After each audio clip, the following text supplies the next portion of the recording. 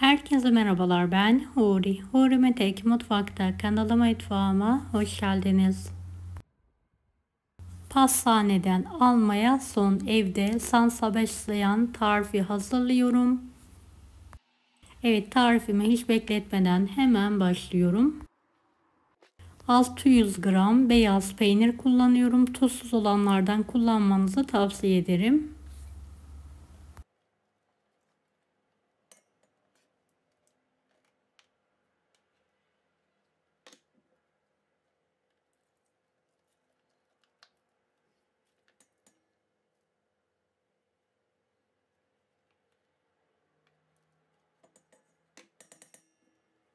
600 gram krem peynir.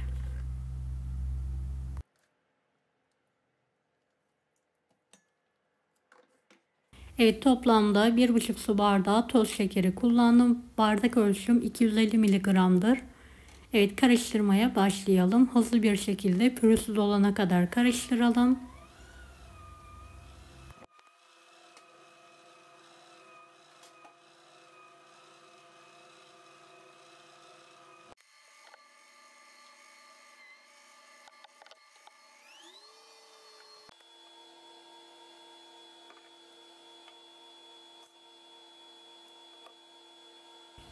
...400 gram sıvı kremayı da ekleyelim.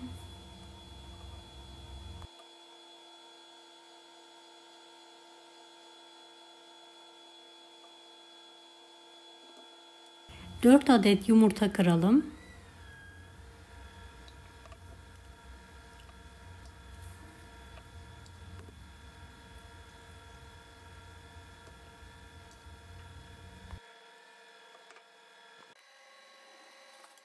Evet, unu şöyle azar azar ekleyerek karıştırma işlemine devam edelim. 1 paket vanilya. Toplamda 1 su bardağı un, 1,5 yemek kaşığı tepeleme nişasta kullandım.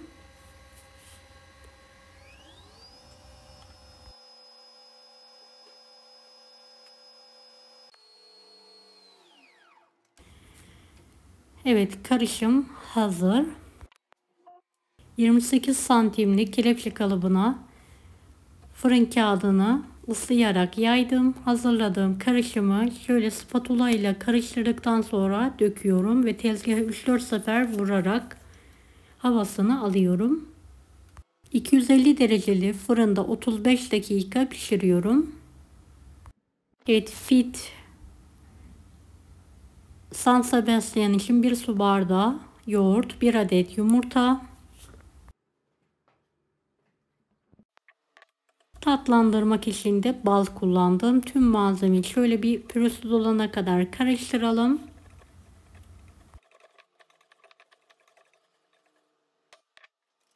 Bir yemek kaşığı nişasta, 1 paket vanilya ekledim. Karıştıralım.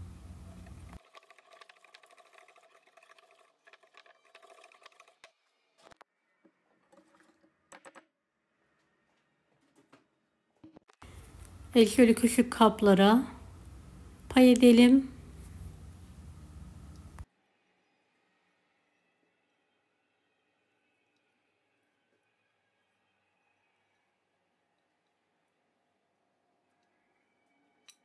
Su dolu bir tepsinin içine alalım. Yaklaşık 15 dakika pişirmeye bırakalım. Üzerine de istediğiniz meyvelerden koyabilirsiniz. San Sebastian piştikten sonra hemen bunları fırına vereceğim. Üzeri için 400 gram sıvı kremayı şöyle sosluk içine alıyorum. Kaynatmadan şöyle ısıtalım. 100 gram da bitter çikolatayı ekliyorum. Ve karıştırarak eriyene kadar hazırlıyorum. San Sebastian hazır. Fırından çıkartıyorum.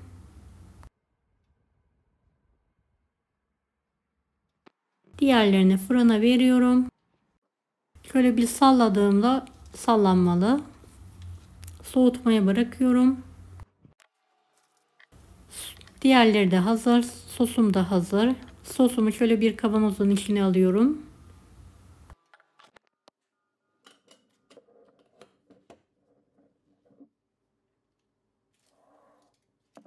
Pastamı da kalıplardan çıkartarak soğumaya bırakıyorum.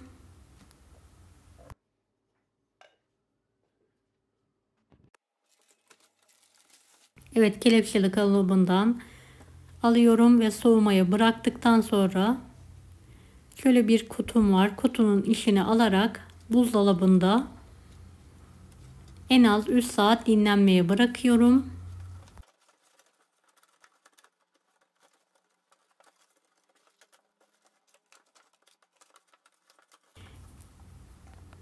Evet, pastam servise hazır. Ben kardeşimin doğum günü için hazırladım. Şöyle dilimleyerek sizlere yakından göstermek istiyorum.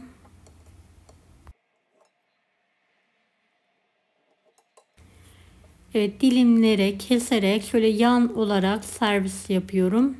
Altta kağıdı olduğu için biraz ilk dilimde zorlanıyorum.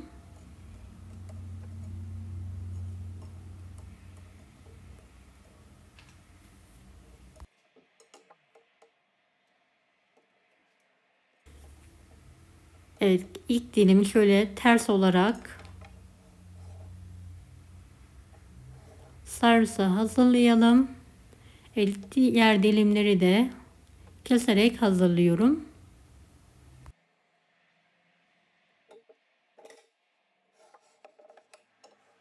Daha akışkan bir San Sebastian istiyorsanız biraz daha kısa süre pişirebilirsiniz. Üzerine bolca çikolata sosu gezdiriyorum. Gerçekten lezzeti mükemmel oldu. Hazır almaya son.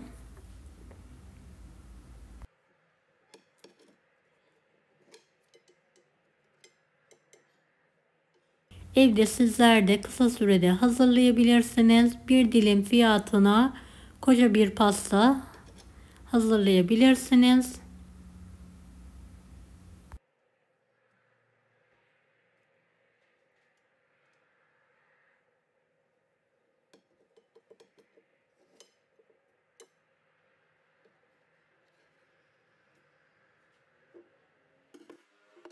Evet, dilimleri ayırıyorum. En son çikolata sos hazırlıyorum. Dilerseniz daha farklı meyvelerle de sos hazırlayabilirsiniz.